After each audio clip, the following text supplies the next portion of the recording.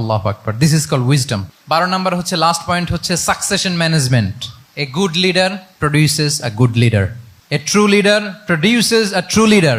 একজন ভালো নেতা সে ভালো নেতা তৈরি করে, কি বলেন? একজন যোগ্য নেতা আরো যোগ্য উত্তরসূরি তৈরি করে, ঠিক কিনা বলেন? আমি শুধু নেতা, নেতৃত্বের সব গুণ আমার মধ্যে খালি হাবুডুবু খায়, আমি কাউরে নেতা বানাতে পারলাম না, তো আমি চলে যাওয়ার পরে আমার দল চালাবে কে? আমার দেশ চালাবে কে? এই উম্মাকে নেতৃত্ব দিবে কে? রাসূল সাল্লাল্লাহু আলাইহি ওয়াসাল্লাম নিজে যেমনি অনুসরণীয় নেতা ছিলেন, অনুকরণীয় নেতৃত্ব দিয়েছেন, তিনি এরকম নেতৃত্ব তৈরিও করে গিয়েছেন, ঠিক কিনা বলেন? আল খোলাফা আর রশিদিন আল মাহদিন, তাদের কথা যদি খেয়াল করেন, আবু বকর রাদিয়াল্লাহু তাআলা আনহুর ব্যাপারে তো ওনার প্রচ্ছন্ন কিছু ইঙ্গিতও ছিল। ওনার অবর্তমানে নামাজ পড়িয়েছে কে মসজিদে নববীতে? আবু বকর রাদিয়াল্লাহু তাআলা আনহু।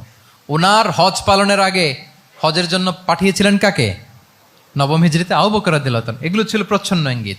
এবং সাকিফায়ে বনু সাঈদাতে ওমরে ফারুক বললেন যে আপনাকেই আমরা নেতা মানি, সবাই এক বাক্যে মেনে নিল। আজও ওই জায়গাটা মসজিদে নববীর এক পাশে সাকিফায়ে বনু সাঈদার বড় সাইনবোর্ড আছে, ওখানে বিকেলবেলা আনসারি সাহাবারা বসে গল্প করতেন।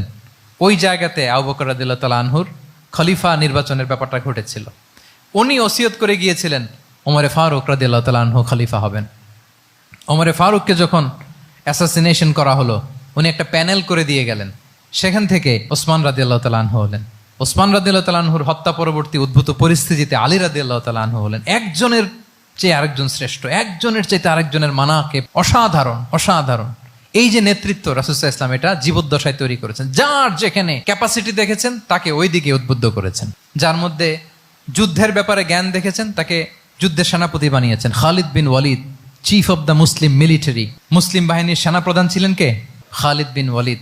ওনার দিয়ে কখনো কবিতা লিখতে পাঠাইছেন রাসূল সাল্লাল্লাহু আলাইহি ওয়াসাল্লাম, কিন্তু হাসান বিন সাবিতকে দিয়ে কি করছেন? শুধু কি কবিতা লেখানো, ওনার মিম্বরের পাশে মসজিদে নববীতে আরেকটা মিম্বর বানাই দিয়েছেন, স্টেজ, যে তুমি এখানে দাঁড়িয়ে এমন জ্বালাময়ী কবিতা লিখবে যেন গুজবাম হয় মুসলমানদের, জেহাদের ময়দানের জন্য ঝাঁপিয়ে পড়ে।